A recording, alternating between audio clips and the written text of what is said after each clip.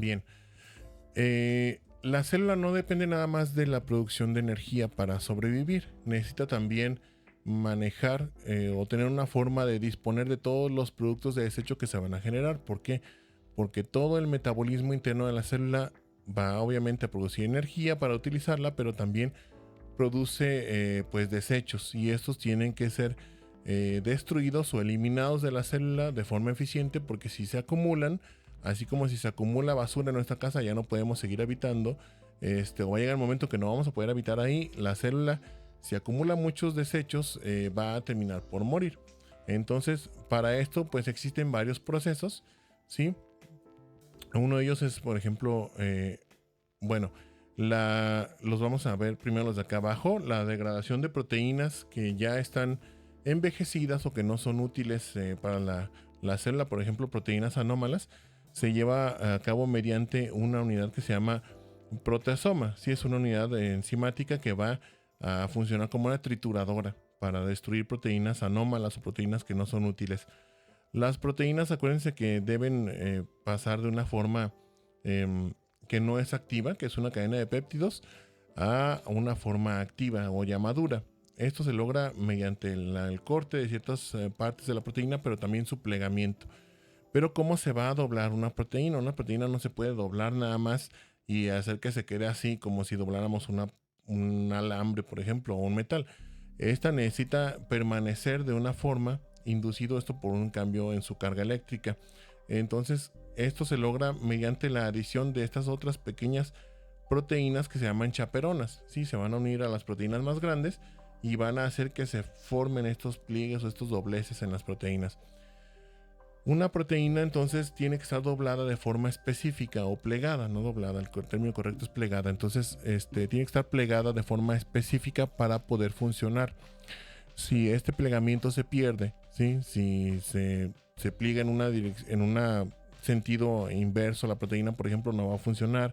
O si se pierde ese plegamiento, lo que le llamaríamos una desnaturalización de las proteínas, que lo vemos aquí arriba, esa proteína va a dejar de funcionar. Entonces, las proteínas que no son funcionales se tienen que eliminar, porque aunque son muy pequeñitas, como siguen produciendo en grandes cantidades, se pueden llegar a acumular en el citoplasma o en el retículo endoplásmico, ¿sí? Cuando se forman, por ejemplo, proteínas anómalas. Por lo tanto, estas tienen que eliminarse. ¿Cómo se van a eliminar la mayoría de las proteínas de la célula? Mediante el complejo de ubiquitinas proteasoma, ¿sí? Las ubiquitinas son proteínas que van a marcar a una proteína más grande para su eliminación. Entonces van a formar una cadenita que se va a unir en uno de los polos de esa proteína, y estas la van a conducir hacia el proteasoma, y el proteasoma pues va a funcionar, les dije, como una trituradora que va a romper a esa proteína en péptidos más pequeñitos que son fácilmente reciclables por la célula. Aunque este proceso no siempre evita que se acumulen proteínas anómalas en la célula. Por ejemplo, hay enfermedades, infecciones virales, alteraciones metabólicas, alteraciones genéticas que pueden causar una producción de entrada, una producción anómala de proteínas en el retículo endoplásmico. Entonces, esto va a causar una acumulación de proteínas mal plegadas en el retículo endoplásmico, lo cual va a causar un llamado estrés del retículo endoplásmico. Va a disminuir la síntesis de proteínas dentro de la célula, va a aumentar la producción de chaperonas, que son las proteínas encargadas de doblar o plegar las proteínas para tratar de corregir este mal plegamiento. Todo esto va a llevar a un exceso de acumulación de proteínas dentro del retículo endoplásmico, y esto puede causar la muerte de la célula. Para degradar productos más grandes que las simples proteínas, bueno, la célula tiene otros mecanismos. Por ejemplo, la endofagia o la fagocitosis, que son la endocitosis, perdón, la fagocitosis, que son procesos mediante el cual va a captar algo de su medio interno, ya sea proteínas, nutrientes o microbios, y lo va a destruir dentro del citoplasma. Gracias. Y tenemos también la autofagia, ¿sí? Que este es un proceso mediante el cual la célula va a reciclar, a destruir y reciclar componentes envejecidos de sus organelos. Pueden ser mitocondrias, pueden ser proteínas, otros organelos como lisosomas, endosomas que ya están envejecidos y que no se han destruido. Estos van a ser rodeados por una porción de membrana citoplasmática y después pues se les va a unir un lisosoma para destruirlos y pues reciclar todos sus componentes, ¿sí? Bien. Bueno, esto es lo relativo a la producción de energía. Las células también, no vamos digo, fuera de lo que es la producción de energía y la eliminación de desechos, no vamos a abundar ahorita más ya en procesos metabólicos de la célula. Es nada más para darnos un panorama general. Vamos a pasar ahora a la parte de la comunicación. La comunicación entre una célula y otra. Y yo creo que, bueno, viéndola ahora, creo que alcanzamos a terminar sin tener receso para irnos más temprano. ¿Cómo ven? ¿Quieren tomarse un descanso de 10 minutos o continuamos? Ya pues no nos queda mucho en la clase. Continuamos. Bueno, yo creo que sí. Iván dice continuamos. Sí, yo creo que también continuamos, profe. Sí. Perfecto. Sí, continuar sería óptimo. Muy bien. Entonces, en cuanto a la comunicación, gracias aquí también Vania y quienes estén mandando señal, reacciones aquí por el MITS. Bien. Las células necesitan comunicarse para llevar a cabo muchas de sus funciones. No es como mandarse mensajes como lo hacemos nosotros, ¿verdad? Las células no se andan mandando WhatsApp ni nada, pero necesitan comunicarse, por ejemplo, para pedir ayuda. Por ejemplo, una célula inflamatoria necesita mandar señales a otras células inflamatorias para que vengan a ayudarle a combatir una infección. O las células normales de un tejido necesitan poderle mandar señales a las células inflamatorias para decir, oye, algo se dañó en este tejido, algo se rompió aquí, o tengo una infección, necesito que me destruyan para contener esta infección viral, etcétera. Hay muchas formas de comunicación entre una célula y otra. También estas formas de comunicación sirven para estimular a las células. Por ejemplo, una célula puede producir una sustancia que actúa en otra célula y le ayuda a dar como un boost metabólico, ¿verdad? La activa más, hace que se ponga a trabajar de forma más eficiente, hace que se replique. Una célula se puede estimular también a sí misma, libera una proteína que después, o una sustancia que después ella misma capta, y con eso se da, un impulso de energía o estimula alguna función de ella misma. Entonces, hay muchas formas de transmisión de señales entre una célula y otra, o de una célula consigo misma, ¿sí? Que sería la más básica. Aquí las estamos viendo. La señalización autócrina es esa en la que les dije que una célula produce una sustancia,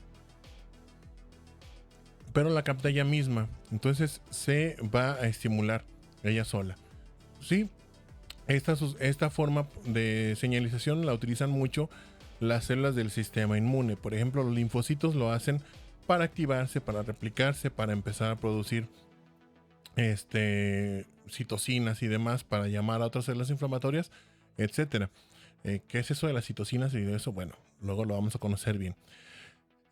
Hay formas de señalización entre una célula y otra cuando están en contacto directo, que es a través de las uniones comunicantes o uniones gap, que son esas uniones en las que vimos que se forman pequeños conductos entre una célula y otra que están comunicando ambos citoplasmas para permitir que las células funcionen de forma más sincronizada, ¿sí? O que se transmitan una señal casi de forma inmediata. Por ejemplo, este tipo de señalización lo utilizan las células del músculo cardíaco. Las células del músculo cardíaco tienen que contraerse todas al unísono, entonces tienen uniones comunicantes de este tipo para transmitir el potencial de membrana, el potencial de despolarización y repolarización de forma casi instantánea. Entonces se pueden contraer todas al unísono más o menos, ¿sí? La señalización parácrina es cuando una célula produce una sustancia y esa sustancia afecta o va a ejercer su acción en las células que están ahí en la proximidad de la célula que originó la señal. Por ejemplo, esto lo hacen también las células inflamatorias. Los macrófagos mandan señales mediante citocinas o sustancias químicas, a las células que están en la periferia, que pueden ser otras células inflamatorias, pueden ser células del tejido conectivo como fibroblastos, pueden ser células epiteliales, etc. Y la señalización endocrina, que esta es cuando una célula produce una sustancia y esa sustancia viaja a través del flujo sanguíneo hasta la célula diana o la célula blanco. ¿Sí? Esto lo hacen las glándulas. Por ejemplo, La tiroides produce hormonas tiroideas que actúan, se van por el torrente sanguíneo y actúan pues en todas nuestras células del cuerpo, ¿sí? El páncreas endocrino también libera insulina que se va por la sangre y actúa en todas nuestras células. La hipófisis produce gonadotrofinas que viajan por por la sangre y van a actuar hasta nuestras gónadas, ¿sí? Hasta los testículos, hasta los ovarios, etcétera. Así es como se comunican o como ejercen su acción las glándulas. Hay una forma de señalización que a veces se menciona dependiendo de los libros, a veces no. Por ejemplo, aquí no está mencionada, pero es una variante de la señalización parácrina. En la señalización parácrina, la célula de origen está cerquita, está cerca de la célula blanco o la célula diana. Entonces, esta es la señalización sináptica. ¿Cuál es la diferencia? Aquí la célula de origen envía la señal química a la célula diana, pero después, si quiere volver a mandar otra señal, tiene que volver a producir las sustancias con las que mandó la señal para repetir ese mensaje. En la señalización sináptica, esta es la que se lleva a cabo en la sinapsis, que son las comunicaciones entre una neurona y otra, o entre una neurona y pues ya su célula terminal a donde va a mandar el mensaje, por ejemplo, una célula muscular. ¿Sí? Aquí la señalización se da mediante sustancias químicas que son neurotransmisores, como la acetilcolina, que es el más común, pero en estas las sustancias se están reciclando rápidamente. Una neurona envía un pulso de acetilcolina a la neurona siguiente, con eso se transmite un potencial de membrana o un impulso nervioso, pero la acetilcolina regresa nuevamente de forma rápida a la neurona que envió el mensaje para poder mandar un mensaje repetido otra vez de forma rápida. Si no, pues no podríamos nosotros movernos, ni hablar, ni nada de lo que hacemos normalmente. O sea, no podría funcionar nuestro sistema nervioso periférico de la forma en que lo hace. Si tuviéramos que estar produce estos neurotransmisores, llegaría un momento en que se agotarían y tendríamos que quedarnos, inmóviles y sin hablar y sin nada hasta que se recarguen otra vez nuestros neurotransmisores, cosa que no pasa, ¿sí? Bien, para transmitir los mensajes, las células van a liberar sustancias químicas que van a ser captadas por algún receptor en la célula diana. Receptores hay muchos tipos, no vamos tampoco a meternos en los detalles de la composición química ni nada de eso. Tenemos, por ejemplo, los receptores que no están asociados o que no tienen base de tirosincinasa, los que son de tipo tirosincinasa, los de proteína G de 7 dominios, los de tipo Notch, etcétera, que pues aunque son diferentes en su composición, la forma de trabajar también pues va a ser distinta dependiendo. Por ejemplo, algunos van a trabajar de forma directa cuando se une su ligando, que sería la sustancia que los va a activar en el medio extracelular. Pueden, por ejemplo, cambiar su composición interna, puede desprenderse algo aquí en el interior, o pueden estar conectados a alguna proteína interna que después se va a activar y va a irse hacia otro lado dentro de la célula. A fin de cuentas, como sea que trabajen, ¿sí? La principal función que van a ejercer es la de mandar señales hacia el núcleo de la célula. Algunos receptores, por ejemplo, los receptores hormonales de los estrógenos, esos forman dímeros, así, o sea, forman pares en la superficie de la célula, y cuando llegan los estrógenos, este receptor se mete adentro de la célula y viaja hasta el núcleo, ¿sí? Entonces hay muchas formas de trabajar de los receptores. Pueden mandar señales a través de la conversión, por ejemplo, de proteína G de 7 dominios, realiza una conversión de ATP a AMP cíclico para activar algunas otras proteínas, y van a mandar todos, o la mayoría van a mandar señales aquí al núcleo de la célula. También la gran mayoría mandan estas señales en cascada. Sí, aquí estamos viendo una forma muy simplificada de transmitir una señal al núcleo, pero ¿qué significa esto de una señal en cascada? Que significa que el receptor va a activar una molécula dentro del citoplasma, usualmente es una proteína o una enzima, y esta va a activar a otra, después se activa otra y activa otra en varios pasos hasta llegar al núcleo. ¿Sí? Es raro que un receptor mande una señal directa. Uno de ellos, por ejemplo, es el de los estrógenos que les comenté. Hay también sustancias que no necesitan un receptor de membrana para poder para poder, llegar al núcleo, como las hormonas esteroideas, ¿sí? Las hormonas sexuales y otras hormonas que produce, por ejemplo, nuestra glándula suprarrenal, atraviesan libremente la membrana citoplasmática de las células y van a llegar hasta el núcleo, únicamente que sí van a necesitar una ayudita para interactuar con el ADN, usualmente mediante receptores que ya están aquí en el citoplasma o en la membrana nuclear, para pues acoplar esta hormona al ADN y hacer que pues ejerza su función, ¿sí? La mayoría de las funciones estas pues que se van a estimular es la de transcripción del ADN, para que se pueda formar una cadena de ARN y empezar a sintetizar una proteína. Aquí estamos viendo, por ejemplo, una vía de señalización de un factor de crecimiento, ¿sí? Que está mediada por la proteína Ras. Esta la vamos a recordar cuando hablemos de neoplasias, porque es muy importante para el control del crecimiento celular, y pues por lo tanto está bien involucrada en la formación de tumores. Entonces, un factor de crecimiento es una proteína que específicamente va a estimular la transcripción del ADN o su replicación, para que la célula pueda copiarse, ¿sí? se pueda dividir. Entonces, por eso se llama factor de crecimiento, hace que crezca algún tejido. Cuando un factor de crecimiento se une a su receptor, en este caso, pues va a activar a alguna proteína que manda una señal al núcleo. En este caso es la proteína Ras. Sí, la proteína Ras está unida mediante otro puente de proteínas al receptor del factor de crecimiento. Entonces, cuando se activa, va a fosforilar una molécula de guanosin difosfato que tiene atrapada esa proteína Ras inactiva, para convertirlo en guanosin trifosfato, y en su forma activa va a mandar una señal que se va a ir por varias vías, ¿sí? La de la proteína PI3K o la de las MAP quinasas hasta el núcleo. Si se fijan, aquí estamos viendo ahora sí más o menos representado una señalización en cascada.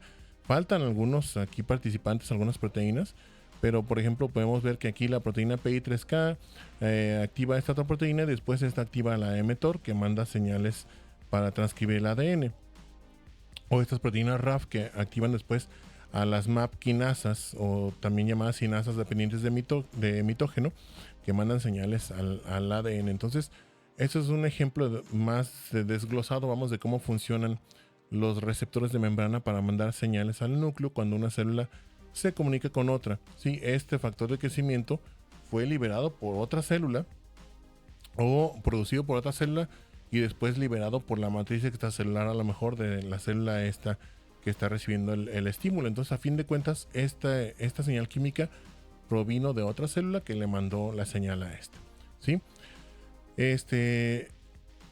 Vamos a hablar ahora sobre la matriz extracelular, ya casi para terminar el tema.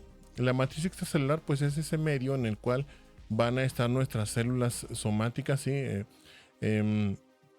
Las células parenquimatosas de nuestros órganos van a estar sostenidas por la matriz extracelular. La matriz extracelular también las va a organizar para que puedan trabajar de forma óptima. Muchas veces tendemos a pensar en la matriz extracelular como que es nada más lo que rellena los huecos, ¿sí? Como que las células parenquimatosas, que usualmente son células epiteliales, son las importantes y las necesitamos ahí en el tejido, y como que la matriz extracelular nomás la acomodamos ahí donde falta espacio, pero no. La matriz extracelular es bien importante para el correcto funcionamiento de los tejidos. Por ejemplo, en el hígado, lo vamos a ver esto cuando hablemos de patología hepática, pero en el hígado es fundamental que los hepatocitos, que son las células parenquimatosas del hígado, estén dispuestos, es decir, acomodados de una forma específica para que puedan trabajar. Las personas que tienen cirrosis hepática siguen teniendo hepatocitos que están vivos y están, entre comillas, viables, o sea, podrían llevar a cabo su función, sin embargo, no la ejecutan. ¿Por qué? Porque la matriz extracelular ya está muy modificada y entonces no permite que estos funcionen adecuadamente, a pesar de que están ahí en cantidades más o menos importantes todavía y que están viables, ya no funcionan. Por eso las personas que tienen cirrosis hepática tienen también insuficiencia hepática, ¿sí? Es decir, que pierden la funcionalidad del hígado. Entonces la matriz extracelular es bien importante para el correcto funcionamiento de los tejidos y por consiguiente de los órganos. Está formada por una mezcla muy variable, dependiendo del tipo de matriz, de proteínas que van a incluir principalmente al colágeno, ¿sí? Como el colágeno, este es el principal componente de casi todos los tipos de matriz extracelular, y pues ahí se van a añadir algunas otras proteínas como la fibronectina, lamininas, etcétera, dependiendo del tejido en el que estemos ahí localizados. Entonces la matriz extracelular se va a conectar con la célula mediante proteínas de unión, que usualmente son las integrinas. Estas sirven como un anclaje de la célula hacia la matriz extracelular, y las proteínas de anclaje, estas integrinas, también están unidas directamente, aquí lo podemos ver, al citoesqueleto de las células. Entonces todo va a estar conectado, ¿sí? Desde el interior de la célula hasta la matriz extracelular podríamos seguir nosotros una conexión que le da cohesividad a los tejidos y también los ayuda a organizarse. Bien, entonces aquí vemos algunos ejemplos de diferentes tipos de matriz extracelular. Por ejemplo, estamos viendo aquí dos tipos de matriz extracelular: la matriz intersticial y la membrana basal. La matriz intersticial es la que está formando parte de la gran mayoría del tejido conectivo, sí, en nuestro cuerpo. Es una matriz que tiene forma de red, está desorganizada, o sea, sus proteínas están entrecruzadas formando una especie de malla. Esta tiene pues una gran cantidad de colágeno fibrilar, elastina y proteoglucanos con hialuronano. La matriz extracelular pues sirve como medio de sostén para las células, pero también tiene otras propiedades. Por ejemplo, puede retener una gran cantidad de agua para mantener hidratadas a las células. Puede contener también algunos nutrientes o factores de crecimiento que van a ayudar para que nuestros tejidos se restablezcan o se reparen cuando hay alguna lesión. Entonces, en el momento que hay una lesión, por ejemplo, en algún tejido específico, si la matriz extracelular tiene factores de crecimiento, estos se van a liberar como consecuencia del daño a la matriz y van a interactuar con las células que están viables todavía para que se empiece a reparar ese daño. Otro tipo de matriz es la que vemos aquí del lado izquierdo, la matriz de tipo membrana basal. La membrana basal dijimos que es un tipo especializado de matriz extracelular que sirve como anclaje para las células epiteliales. Aquí estamos viendo dos ejemplos. En la parte de arriba un epitelio cilíndrico ciliado, que podría ser por ejemplo epitelio respiratorio, y aquí en la parte de abajo una membrana basal de un vaso sanguíneo. Sí, que pues las células endoteliales de los vasos sanguíneos tienen que estar unidas a una membrana basal para no desprenderse, si no pues se descamarían y habría una serie de problemas aquí muy importantes dentro de los vasos. Entonces, ¿qué hace la diferencia? Si se fijan, hay componentes que están repetidos. Por ejemplo, hay colágeno también en la membrana basal, igual que en la matriz intersticial. También hay proteoglucanos. Algunos otros no se repiten, por ejemplo la laminina se ve más bien en las membranas basales. Entonces esta composición diversa, además de los tipos específicos de colágeno, es lo que va a dictar cómo se organiza una matriz extracelular. La matriz de tipo membrana basal tiene colágeno tipo 4 predominantemente, sí, colágeno tipo 4 y laminina, que va a organizarse en forma de tándem, así como si fuera un sándwich, formando capas bien organizadas de forma paralela que le van a dar esas características de ser compacta y muy resistente, y que se puedan ahí anclar con hemidesmosomas o con integrinas las células epiteliales. Les decía que hay diferentes tipos de matriz. La matriz que es más elástica, ¿sí? Por ejemplo, que puede resistir pues una cantidad muy grande de deformación, como la matriz que tenemos pues en nuestros tejidos, por ejemplo debajo de la piel, y eso es una matriz de tipo intersticial más elástica. Podemos tener matriz que tiene más capacidad de retener agua y por lo tanto es un poquito más rígida, como la matriz del cartílago, sí, que tiene condroitin sulfato y ácido hialurónico, que van a darle propiedades que resisten, por ejemplo, la compactación. Nuestro cartílago es elástico más o menos, dependiendo del tipo de cartílago, pero también tiene una resistencia mucho mayor a las fuerzas de compactación y deformación en ciertos sentidos, comparándolo con la matriz de tipo fibroso. Y hay matriz que les decía que tienen factores de crecimiento asociados, entonces en cuanto se daña, bueno, estos pueden estar de forma regular activando a las células para que se mantenga la población celular ahí en ese tejido, o también cuando hay algún daño al tejido, se repare rápidamente o de forma más oportuna el daño en el mismo al liberar esos factores de crecimiento y permitir que interactúen con las células. Bien, vamos a terminar hablando sobre el mantenimiento de poblaciones celulares, y esto pues es lo más sencillo prácticamente de la clase, porque ¿a qué nos referimos con esto? Pues a mantener un número más o menos estable de células, ¿sí? Si en un tejido no hay nada de producción de células y ese tejido se daña, bueno, esa población de células va a irse perdiendo hasta que puede llegar a desaparecer, o el tejido o el órgano puede perder función.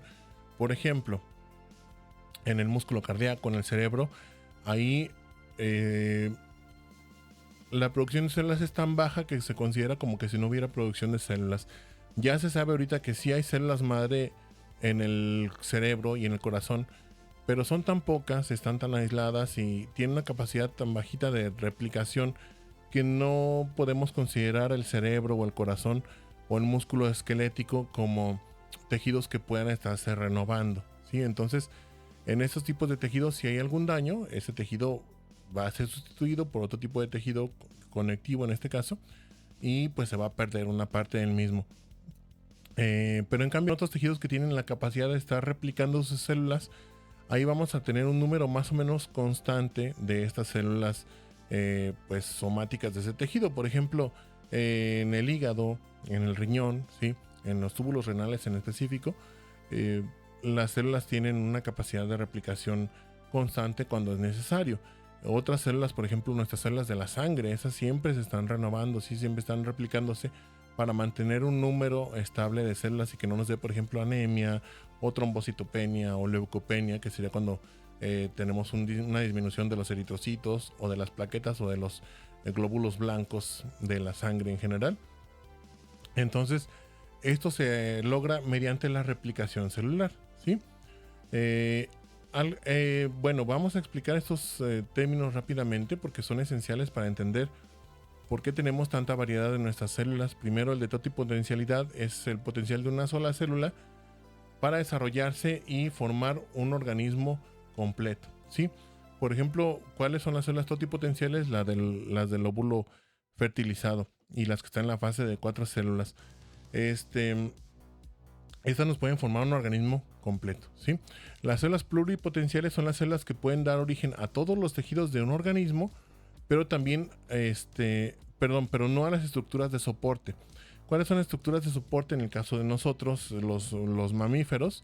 Pues la placenta, el corion y amnios. Entonces, la célula que sería el óvulo fertilizado o la fase esta de 4 células va a dar origen, una parte de esas va a dar origen al embrión y otra parte va a dar origen a la placenta y a los demás tejidos. Las células pluripotenciales ya no pueden hacer esto, únicamente pueden formar al organismo, pero no sus elementos o estructuras de sostén.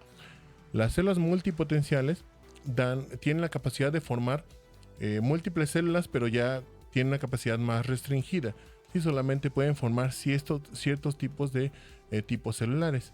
Y las células unipotenciales solamente pueden formar un tipo celular. Aunque esto, bueno, no es algo que sea absoluto. Esto de la unipotencialidad lo vamos a ver cuando hablemos sobre lo que es la metaplasia. Pero bueno, se entiende entonces, ¿no? Totipotencial puede formar todos los tejidos de un organismo y también sus elementos de sostén.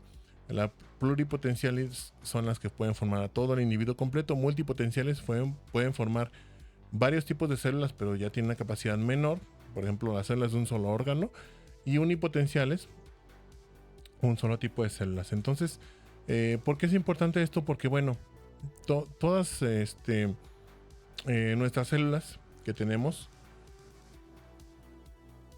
ya sabemos que contienen dentro de su núcleo al ADN, la cromatina o genoma de la célula, y pues va a ser igual en todas. ¿sí? Lo que hace que tengamos diferentes tipos de células, que células de la piel, neuronas, células pigmentadas, células de músculo cardíaco, esquelético, células secretoras de glándulas, células absortivas, células sanguíneas. Lo que da toda esa variedad es la activación e inactivación selectiva de ciertos genes en el genoma de la célula. Entonces, esto le va a conferir el llamado fenotipo a las células. El fenotipo, pues, es la forma y función que ya va a manifestar una célula cuando está madura. Entonces, cuando ya estamos nosotros localizados en una población de células, estas células van a tener a sus células madre somáticas, ¿sí? Que serían células multipotenciales. Por ejemplo, el epitelio del intestino está formado por distintos tipos de células epiteliales. Células caliciformes, células absortivas o enterocitos, células de Panet, células neuroendocrinas. Y todas estas provienen de un solo tipo de células madre, que serían las células multipotenciales del epitelio intestinal. Entonces, para que se esté, como estamos hablando de un epitelio, las células epiteliales, esas constantemente están exfoliando o están muriendo y se desprenden. Si no se pudieran reponer esas células, pues nos quedaríamos desprovistos de un epitelio del que fuera. El epitelio intestinal, el de la piel, por ejemplo, también nos quedaríamos sin piel eventualmente. Eso no sucede porque las células de esos epitelios se están replicando constantemente. Entonces, cuando hay replicación celular, vamos a tener un proceso de proliferación. Aumenta el número de células en una población celular dada. Pero si nosotros tenemos una proliferación descontrolada, aumentaría la cantidad de células pues más de lo que es necesario, y esto nos podría formar, por ejemplo, un tumor. Es lo que pasa en el cáncer. En el cáncer la proliferación celular está descontrolada y entonces empiezan a acumularse células formándonos una masa. ¿Qué se hace para evitar que haya una acumulación de células? Pues hay también una cantidad de células que van a morir en esa población de células original. Estas células la mayoría de las veces se van a morir por apoptosis. Cuando se mueren por necrosis es porque pasó algún evento adverso ahí en ese tejido que las dañó. Pero cuando se mueren de forma normal y controlada es por apoptosis. Entonces, esta tasa de proliferación y la tasa de apoptosis tienen que estar balanceadas en un tejido, ¿sí? Si nosotros tenemos nuestra población de células y empiezan a proliferar más de lo que se están muriendo, vamos a terminar con más células en ese tejido. O también, si se empiezan a morir más de lo que están proliferando, vamos a terminar con menos células. Esto tiene que estar equilibrado. ¿De qué otra forma puede evitar la célula la acumulación, pues el tejido, la acumulación de células que estén proliferando, haciéndolas que maduren, ¿sí? Que se diferencien? Acuérdense otra vez, ahí está ese término que les dije, la diferenciación. Estas células que están proliferando son células todavía madre, ¿sí? Las células maduras no pueden replicarse. Un enterocito ya no puede replicarse para formarnos dos enterocitos. Un queratinocito de la piel no puede replicarse para formarnos dos queratinocitos, o un queratinocito maduro, vamos, o que ya esté en fase de maduración. Solamente lo pueden hacer las células que, en el caso de epitelios escamosos estratificados, les llamamos células basales. En el caso de otros epitelios les llamamos células madre o células de reserva, ¿sí? Son las únicas que pueden proliferar. Entonces, cuando también hay un exceso, por ejemplo, de proliferación y no hay tanta apoptosis, se puede empezar a diferenciar una mayor cantidad de células para producir células funcionales que pues eventualmente van a morirse y van a mantener así, mediante el balance de estos tres procesos, pues una cantidad estable de células. Entonces, la forma en la que se produce esta proliferación de células es mediante el ciclo celular. Este ya lo conocen ustedes. Aquí nada más vamos en un repaso muy breve. Ya sabemos que es una secuencia de eventos que nos van a dar como resultado final la formación de una célula hija a partir de una célula madre, ¿sí? Célula madre no me refiero a célula madre multipotencial, sino una célula que le dio origen a la otra, vamos. Entonces, este ciclo celular tiene 4 fases, 4 etapas, que son la G1, la fase S o de síntesis, la fase G2 y la fase M, que significa la fase de mitosis.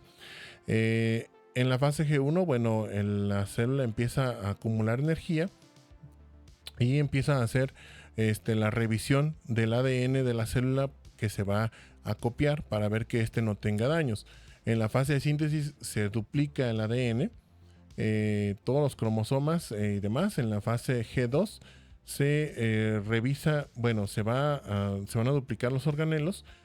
También se va a revisar al final de la fase G2 el ADN que se replicó para ver que sea una copia fiel al original.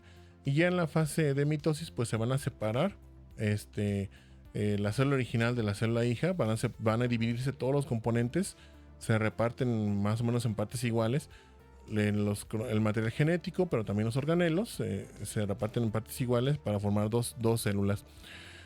Entonces aquí lo importante, pues estas fases ya las conocían ustedes. Aquí lo importante es entender que en este ciclo celular tenemos muchos puntos de control. Eso es lo que lo mantiene, lo que evita que una célula prolifere de forma libre, sí, descontrolada. Hay muchos puntos de control o restricciones. Por ejemplo, una de las más importantes es esta, el checkpoint que está entre G1 y S. Si una célula tiene un genoma dañado, no puede permitírsele que pase a la fase S. ¿Por qué? Porque se va a copiar un genoma que está anómalo, ¿sí? Entonces, ¿qué se hace? Se intenta reparar ese genoma. Si no, la célula le dicen, bueno, tú aquí te quedas y nada más te sales a esta fase G0 estacionaria y ya no te vas a replicar. Vas a lo mejor a madurar o te vas a morir por apoptosis. No sabemos, ¿verdad? Pero ya no vas a pasar a la fase S. Igual, aquí cuando termina la fase G2, hay otro checkpoint para ver que el ADN esté íntegro, ¿sí? Tanto el original como la copia. Que no haya segmentos dañados o que no se hayan duplicado el ADN, para evitar que haya pues alteraciones en el genoma de la célula nueva. Entonces, si se cometió algún error en la copia del ADN, o si durante el proceso de copia la célula tuvo un estímulo nocivo que dañó el ADN y se formó una secuencia de ADN anómala, etcétera, esto se trata de reparar. Se regresa un poquito en la misma fase G2 la célula para activar mecanismos de reparación del ADN. Si no se logra, bueno, la célula se puede mandar a apoptosis o se puede enviar hacia G0 nuevamente o hacer que madure para que esta célula pues ya no transmita ese defecto a una siguiente generación. Es lo que se intenta con estos puntos de control. Obviamente estos puntos de control son muchos. Aquí estamos viendo unos cuantos nada más. Esta es una visión un poquito más desglosada de los puntos de control más importantes. Por ejemplo, tenemos aquí el que está entre G1 y S, o el que está entre G2 y M. Van a ser regulados por una serie de enzimas que se llaman sinasas dependientes de ciclinas. Las sinasas dependientes de ciclinas son enzimas, son proteasas, de ahí viene ese nombre de sinasas. Una sinasa es una proteína o una enzima que puede cortar a otras proteínas. Entonces, dependientes de ciclinas quiere decir que necesitan una ciclina, que es otra proteína, que se va a unir a ellas mediante un puente proteico para formar una unidad y ahora sí activarlas. Entonces, estamos viendo aquí los genes y proteínas que actúan, más bien las proteínas que actúan en los diferentes puntos de control, estas que dice P16, 15, 18, 19. Y las ciclinas, las sinasas dependientes de ciclinas que actúan en ese punto de control específico. Por ejemplo, la CDK4 o la CDK6 actúan aquí en el checkpoint entre G1 y S. La CDK1 entre el de G2 y M. Y ¿cómo funcionan estas? Bueno, cuando la célula llega a ese punto del ciclo celular y pues pasa todos los controles, o sea, por ejemplo, aquí dijimos que se revisa el ADN que se va a copiar. Si está todo correcto, se activan estas ciclinas para unirse a la CDK4 y la CDK6 y que pueda brincar este punto de control a la célula, o sea, que pueda avanzar. Igual acá, sí, pasa lo mismo con la CDK1 y la ciclina B. Si el genoma de la célula copiado está íntegro, bueno, pues se activa esta unidad y otra vez avanza la célula hacia la fase de mitosis. De todos modos, eventualmente en algún momento esto puede fallar y es lo que nos da origen a las mutaciones del genoma, que vamos a ver bien la próxima semana qué son, y también posteriormente eso nos puede dar origen a una neoplasia o una tumoración. En la fase de mitosis, esta la vamos a dividir en varias subfases, que son la prometafase temprana, después la prometafase, metafase, anafase tardía y telofase. Y estas diferentes etapas de la mitosis pues son etapas de organización de los cromosomas y del material genético ya en cromosomas, y después su posterior traccionamiento hacia cada una de las células, tanto a la célula original como a la célula hija, para separar el material genético, ¿sí? Aquí en estas distinciones de fluorescencia estamos viendo en color verde, esos puntitos en color verde son los centrómeros de centrómeros de los cromosomas. Entonces cada puntito representa un cromosoma, ¿sí? O un par de cromosomas que va a ser traccionado hacia los polos de la célula para después dividirla. Entonces se fijan aquí en la prometafase temprana y en la prometafase están más o menos desorganizados los centrómeros. En la metafase ya están organizados todos en el centro. En la anafase y en la anafase tardía se van yendo hacia los polos, y en la telofase ya están en los polos los centrómeros para terminar de traccionar a los cromosomas.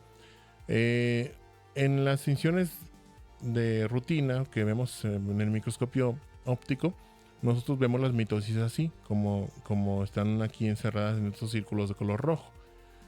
No vamos a ver esa clásica imagen del libro, ¿sí? En la que se ven en la que nos ponen así dos células como haciendo esto, ¿sí? Y que están separando una de la otra, aquí ya con su núcleo cada una formado y separándose así en direcciones opuestas. Eso no lo vemos. Nosotros más bien lo que vemos son las barritas estas de cromatina, porque los cromosomas están condensados, y acuérdense que la cromatina pues se pinta de color morado con la hematoxilina. Es como las podemos ver. Se fijan, aquí se ve una sola barrita de cromatina. Esta célula está en metafase, o aquí ya se pueden ver dos barritas de cromatina en este círculo de aquí. Esta célula ya estaría en anafase tardía más probablemente, ¿sí? O en telofase. Y así es como las podemos ver nosotros en el microscopio. Bien, creo que con esto terminamos. Así es, con esto terminamos la clase de hoy. No sé si tengan alguna pregunta aquí los alumnos de EMITS o los que están acompañándonos por YouTube.